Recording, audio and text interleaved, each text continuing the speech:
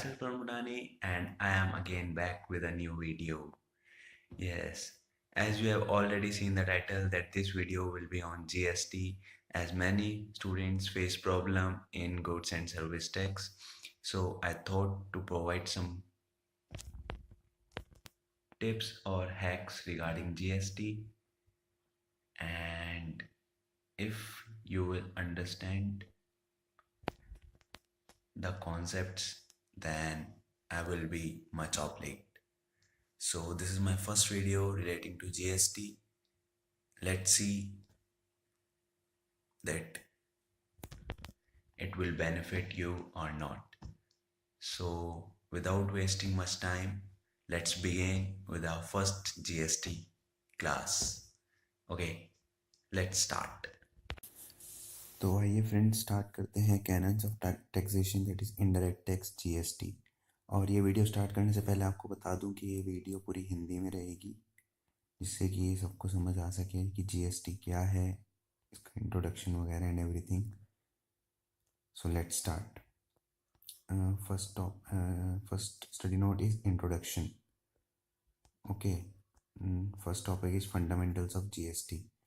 Fundamentals GST में institute ने दिया है difference between direct taxes and indirect taxes. Direct taxes और इनडायरेक्ट टैक्सेस का आई डोंट थिंक कि आपको डिफरेंस समझाने की नीड है।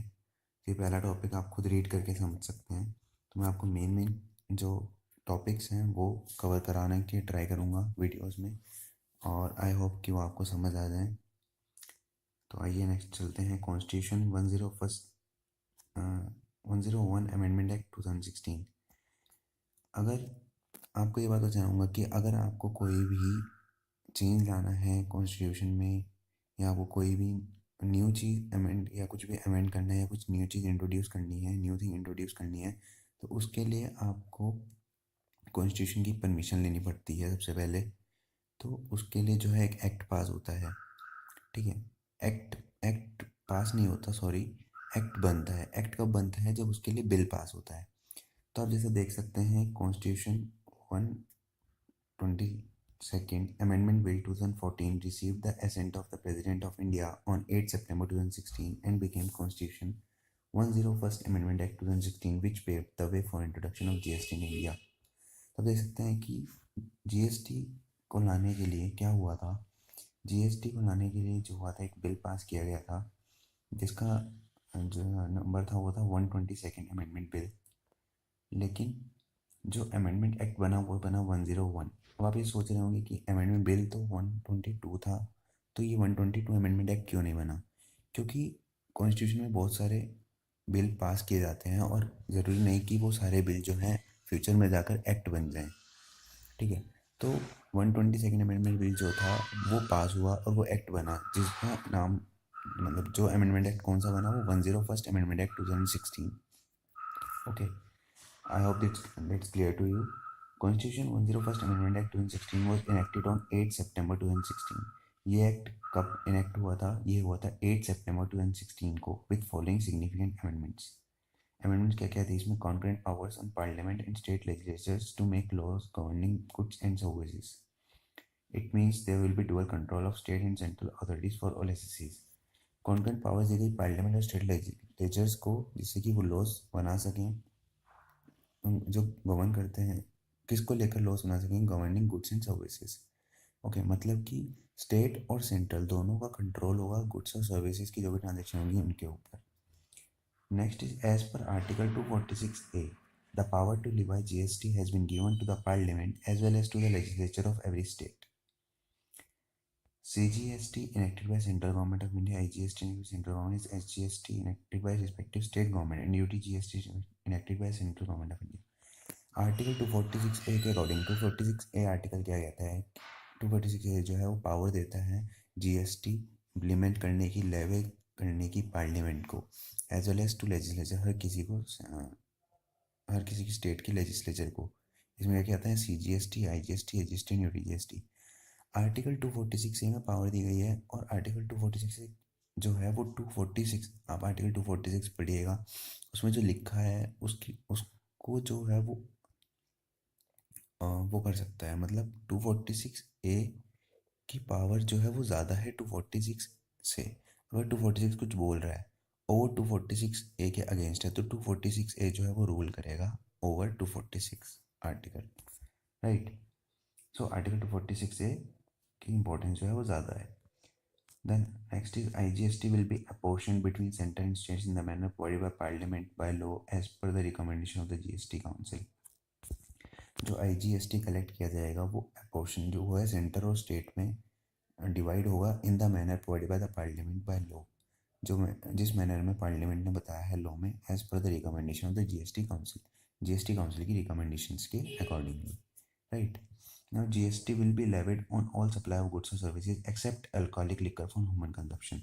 जीएसटी जो है वो सब पर लेवल किया गया है, सिर्फ एक चीज़ पर लेवल नहीं हुआ है, वो क्या है, alcoholic liquor for human consumption, और इस पर वो कभी लेवल नहीं होगा, मतलब कभी भी alcoholic liquor for human consumption पर जीएसटी नहीं लगेगा।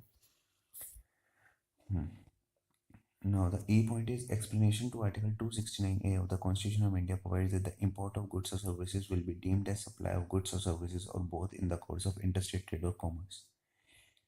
In case of import of goods, IGST will be levied along with the basic custom duty. It means IGST levied in replacement of CVD plus PGT. In case of import of services, IGST will be levied.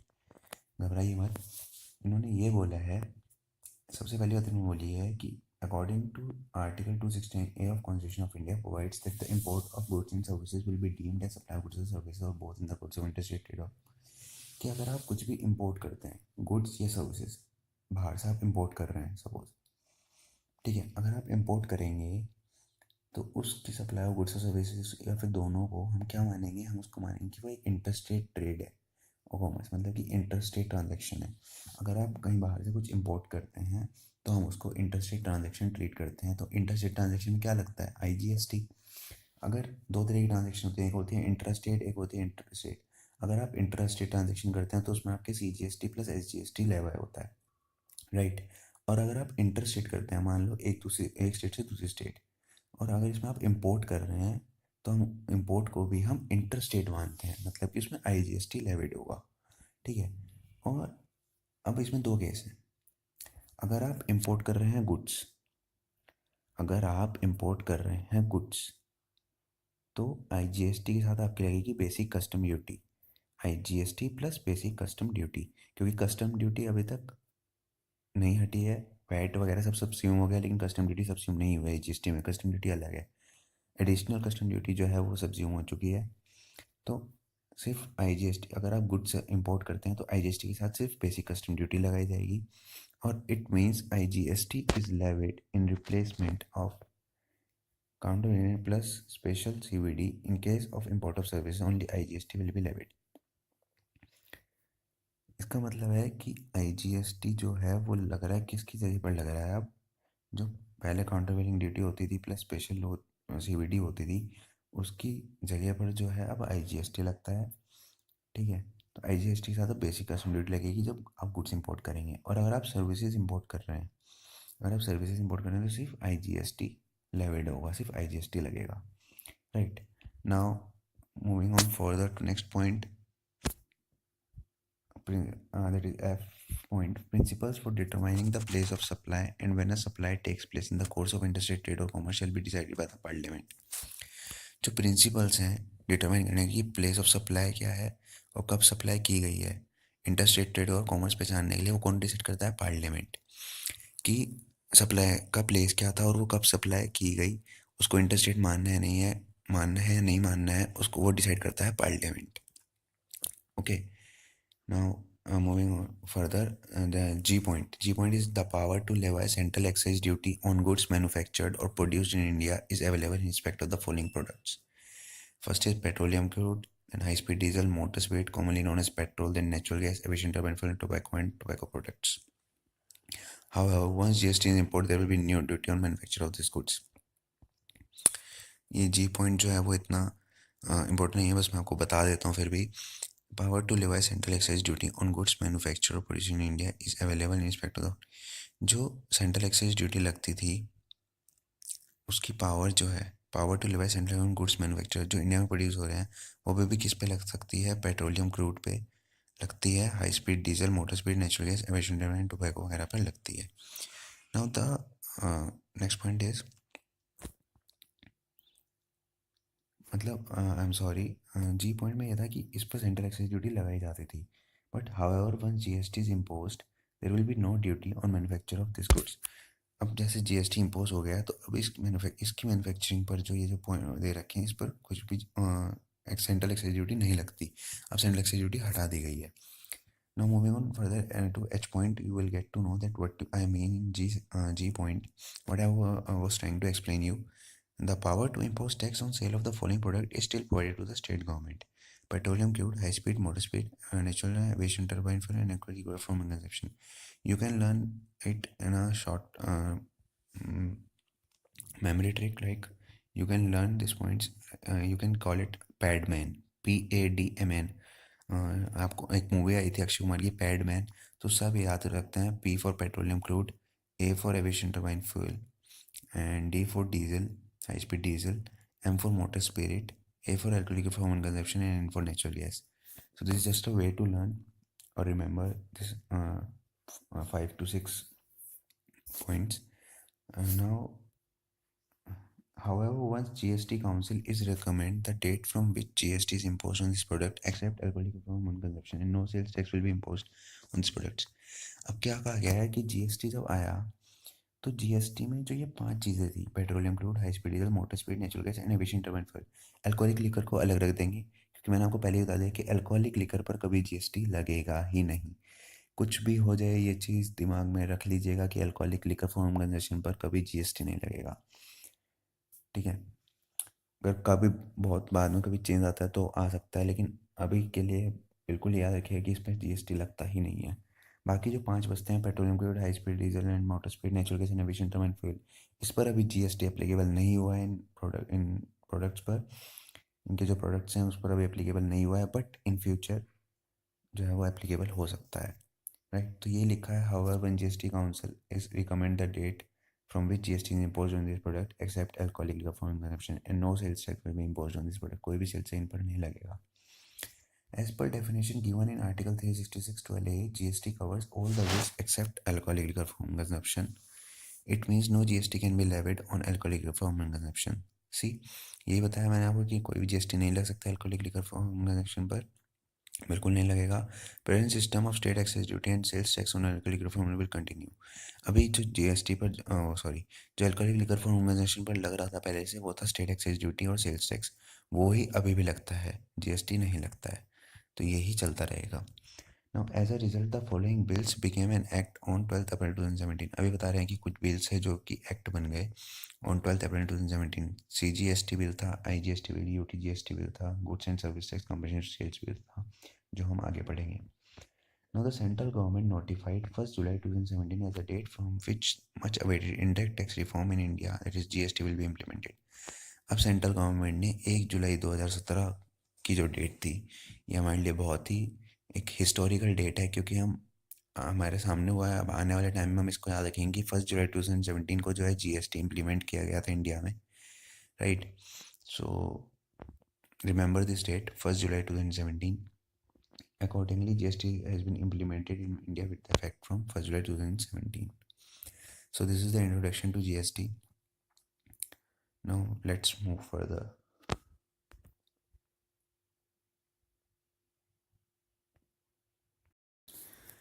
Now what is GST? GST क्या है? GST Goods and Service Tax है, means a tax on supply of goods or services or both, except taxes on supply of alcoholic liquor for human consumption, according to Article 366 subsection 2 of the Constitution of India.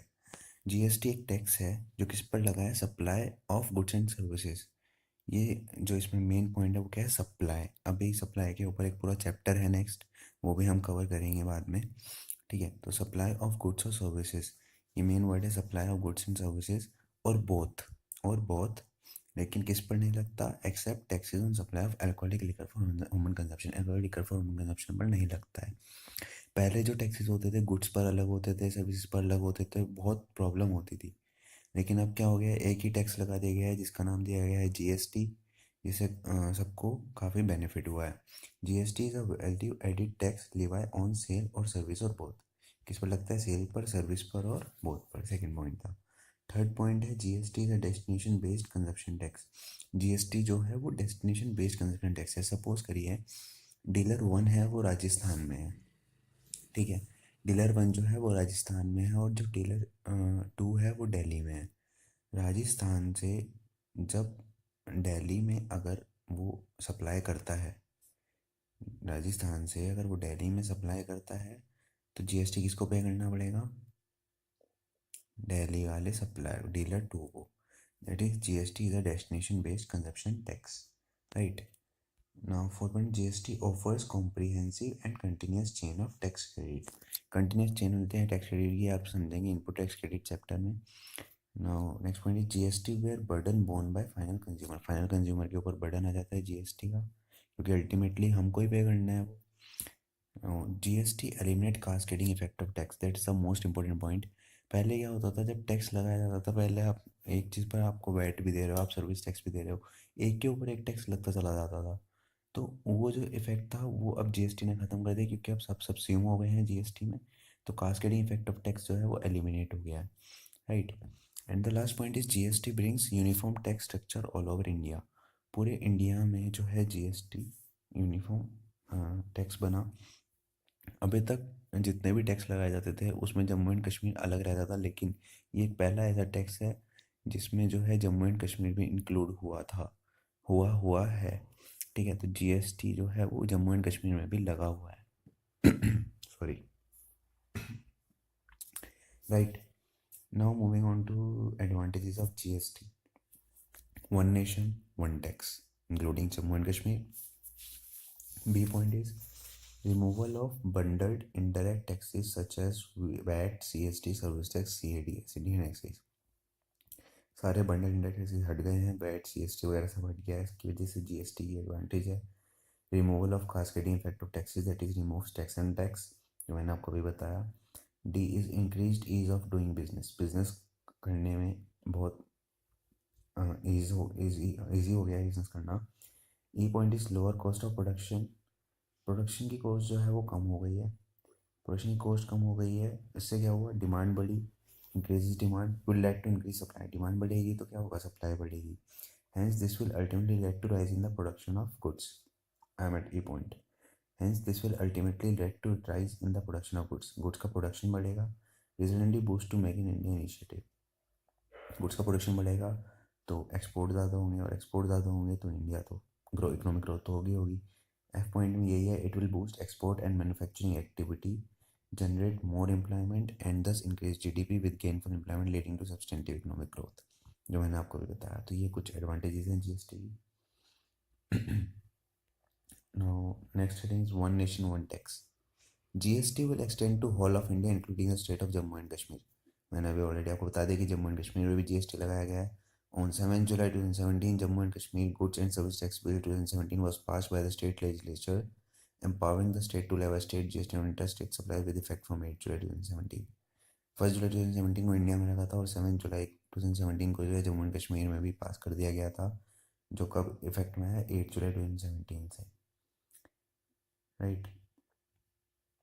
उसके बाद जो लिखा है, concomitantly the president of India has promulgated two ordinances, namely Central Goods and Service Tax Extension J&K Ordinance 2017 and IGST Extension J&K Ordinance 2017, extending the domain of CGST Act and IGST Act to the state of Jammu and Kashmir with effect from 8 July 2017।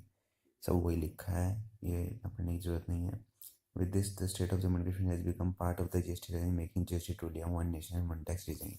तो GST जो applicable हो गई Jammu and Kashmir में, जिसकी वजह से हम उसको अब बोल सकते हैं कि जीएसटी जो है एक वन नेशन और वन टैक्स है, ठीक है। Now next heading is dual GST model. India adopted a dual GST model where tax imposed concurrently by the central and the states।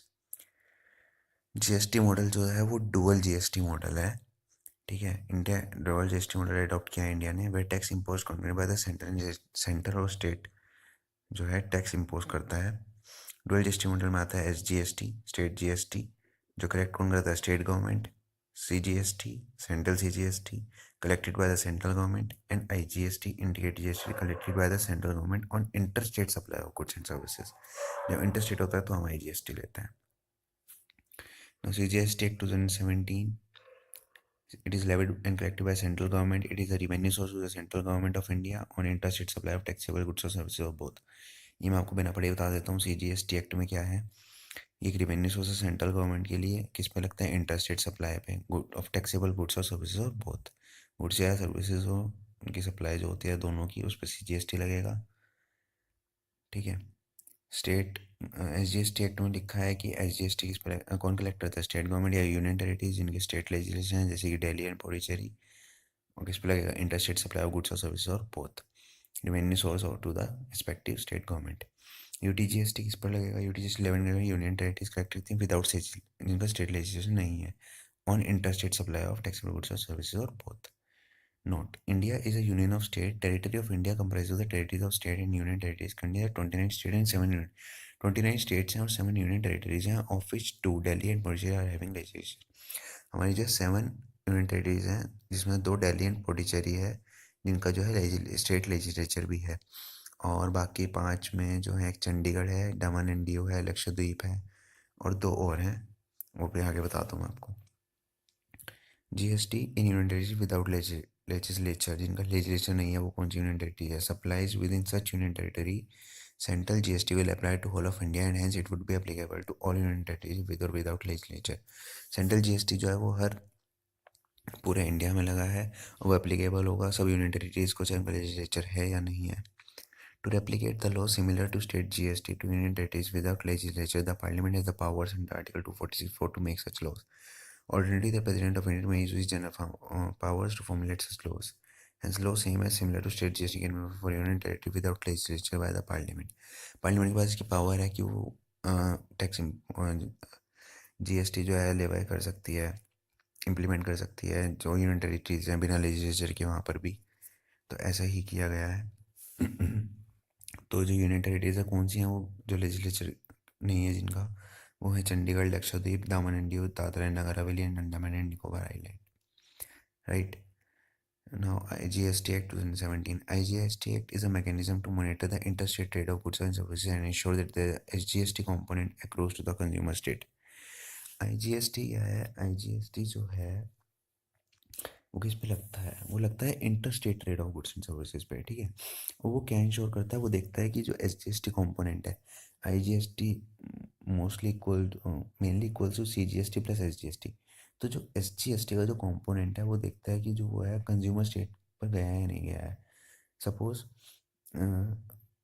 Dealer dealer A है जो कि अम्बाला में है, और डीलर B है जो कि कोटा में है। ठीक है, अम्बाला और कोटा। अब डीलर ए ने अम्बाला से कोटा में भेजा बी को। ठीक है, बी को भेजा तो वो ये देखेगा कि बी जो है रिस्पेक्टिव स्टेट, उसका स्टेट जो कोटा हो गया इस पे, कोटा राजस्थान। ठीक है, तो स्टेट देखेगा कि स्टेट में उसकी स्टेट गवर्नमेंट को वो टैक्स मिला या नहीं मिला। Right. Ensure that the SGST component accrues to the consumer state. Consumer state means जहाँ पे वो कंज्यूम किया गया है। It would maintain the integrity of ITC chain interstate supplies. इससे क्या होगा, एक इंटीग्रिटी बनती है इनपुट टैक्स क्रेडिट चेन की इंटरस्टेट सप्लाईज में। IGST रेट वुड ब्रॉडली भी equal to CGST rate plus SGST, जो मैंने आपको बताया आपको, IGST का रेट जो होगा equal to CGST plus SGST होगा। IGST would be levied and collected by the central government on all interstate transaction of taxable goods or services. IGST कौन कलेक्ट करता है, सेंट्रल गवर्नमेंट इंटरस्टेट पे। ठीक है। The revenue of interstate sales will not accrue to the exporting state and the exporting state will be required to transfer to the center to the credit of SGST or UTG used in the payment of IGST. देखिए मैं बताता हूँ, table देखिए। How to decide IGST और CGST plus SGST by raising invoice. अब location of supply and place of supply, अगर वो same state में है तो इंटरस्टेट ट्रांजेक्शन होगी तो CGST प्लस SGST लगेगा, अगर वो डिफरेंट स्टेट में है तो इंटरस्टेट ट्रांजेक्शन होगी तो IGST लगेगा। यही मतलब था इसमें। Okay. Now the next topic is GST, that is Goods and Service Tax Network. GST is a Section 8 of the Companies Act 2013 that is not for profit companies, non-government private limited company. Technology backbone for GST in India. GSTN क्या है? Goods and Service Tax Network क्या है? It is a technology backbone for GST in India. GST के लिए एक backbone बनाई गई है, technology backbone, जो technology की help से बनी है। GST being a destination-based tax, the interstate trade of goods and services, IGST would need a robust settlement mechanism amongst the state and center. GST क्योंकि एक डेस्टिनेशन बेस्ड टैक्स है, तो हमें जो इंटरस्टेट ट्रेड होते हैं गुड्स और service की, जिसमें आईजीएसटी लगता है, उसको एक रोबस्ट सेटलमेंट मैकेनिज्म चाहिए, एक अच्छा मैकेनिज्म चाहिए स्टेट और सेंटर के अमंग्स में। और ये तभी पॉसिबल होगा जब हमारा एक स्ट्रॉन्ग आईटी इंफ्रास्ट्रक्चर होगा एंड सर्विस बैकबोन होगा which enables capture, processing and exchange of information amongst the stakeholders. जो इनेबल करता है कैप्चर, प्रोसेसिंग, इंफॉर्मेशन एक्सचेंज करेगा, कैप्चर करेगा, प्रोसेस करेगा स्टेक होल्डर्स के अमंग्स में, जिसमें इंक्लूड्स होंगे कौन, taxpayer, state and central government, accounting office, banks and RBI. ठीक है। तो as a result goods and service tax has been set up. ठीक है। Goods and service tax network क्यों बनाया गया? क्योंकि हमें एक सारी ट्रांजेक्शन्स को रिकॉर्ड करने के लिए, प्रोसेस करने के लिए, कैप्चर करने के लिए, इंफॉर्मेशन एक्सचेंज करने के लिए स्ट्रॉन्ग आईटी इंफ्रास्ट्रक्चर चाहिए था, सर्विस बैकबोन चाहिए था, जिससे हम इंफॉर्मेशन एक्सचेंज कर सकें, कैप्चर कर सकें अमंग्स द स्टेक होल्डर, जिसमें इंक्लूड करते हैं tax payer, state, central government, accounting office and etcetera. Right. So this is the table format of GSTN. You can see here is dealer A and dealer B. Dealer A is doing interstate supply with dealer B along with invoice. Then this GSTN centralized agency is taking the information regarding return and payment information submission from both dealer A and dealer B. And then dealer A is doing SGST payment to state A and CGST payment to center.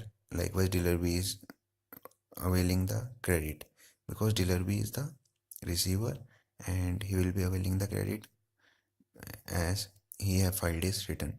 Then the GSTN is giving the information, return and payment information to the center and the state, as you can see above. Right, interstate and tax payment and credit flow. You can learn from this.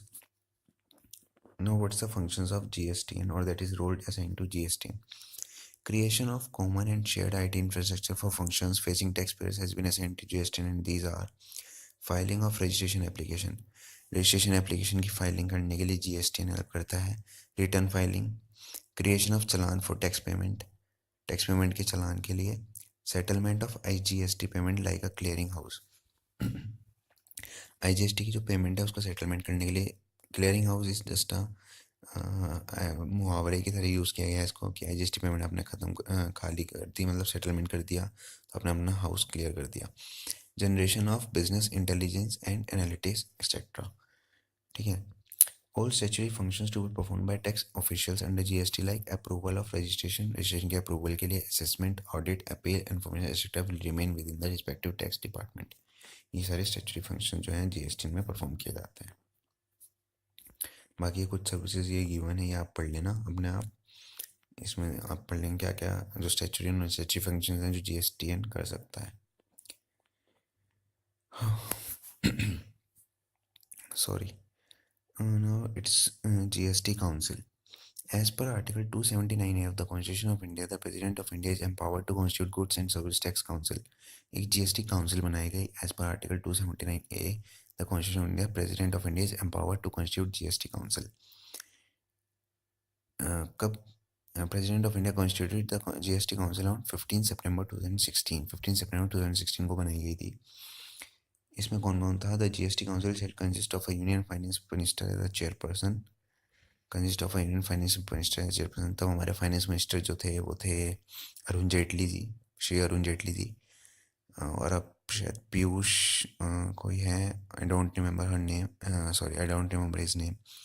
Union Minister of State in charge of finance is a member, State Finance Minister, State Revenue Minister, or any other minister nominated by each state as a member of the council. The GST Council shall select one of them as a vice chairperson of council. The basic norms of the constitution, it's not that important. Guiding principle of the GST Council. Guiding principle क्या था GST Council का? The mechanism of GST Council would ensure harmonization on different aspects of GST between the center and state as well as among states. GST council इसलिए बनाया गया जिससे कि harmonisation रहे, जिससे कि मतलब कोई प्रॉब्लम ना आए सेंटर और स्टेट के बीच में और स्टेट्स के बीच में जब जीएसटी कलेक्ट किया जाए। It has been provided in the constitution 101 amendment act 2016 that the GST Council in its discharge of various functions shall be guided by the need of for a harmonized structure of GST and for the development of a harmonized national market for goods and services. वही सब लिखा हुआ है, कैसे से constitution में लिखा गया है ये सब। Now, functions of the GST Council. GST Council is to make recommendations to the central government and state government on GST Council क्या करते हैं, रिकमेंडेशंस देती है, बनाती है, किसको देती है, सेंट्रल गवर्नमेंट को, स्टेट गवर्नमेंट को, on tax rate, exemption, threshold limits, disputation, GST legislations including rules and notification. कि आपको कितना टैक्स रेट आप लगाएंगे, कितने आप एग्जाम्पशन आपको देनी है, थ्रेशोल्ड लिमिट क्या है, resolution and everything. Okay, now the last topic in study note 1 is important definition in GST law. मैं आपको बताना चाहूँगा कि इसमें कुछ नई डेफिनेशन जो है ऐड हुई है, तो अमेंडमेंट्स आई हैं डेफिनेशंस को लेकर। और ये डेफिनेशंस मेरे को नहीं लगता कि I should explain you this, ये तो आप पढ़ेंगे तो आपको समझ में आ जाएगा। इसमें पहली डेफिनेशन है एग्रीगेट टर्नओवर, देन बिजनेस, क्या होता है बिजनेस वर्टिकल, क्योंकि ये सारी जो है आगे फ्यूचर चैप्टर्स जो है उनसे रिलेटेड हैं, तो मेरे को नहीं लगता कि मेरे को ये आपको बताने की ज़रूरत है। आप एक बार बस रीड कर लीजिएगा इन सारी डेफिनेशंस को। And casual taxable person, fifth composite supply, तो ये सारे हमने आगे ये तो भी ब्रीफ में है, हमें आगे बहुत बड़े उसमें मतलब पूरे पूरे चैप्टर्स हैं उसमें पढ़ना है। And consideration in continuous supply of goods and continuous supply of services, fixed establishment goods, India को डिफाइन किया गया है कि इंडिया किस चीज़ को माना जाएगा।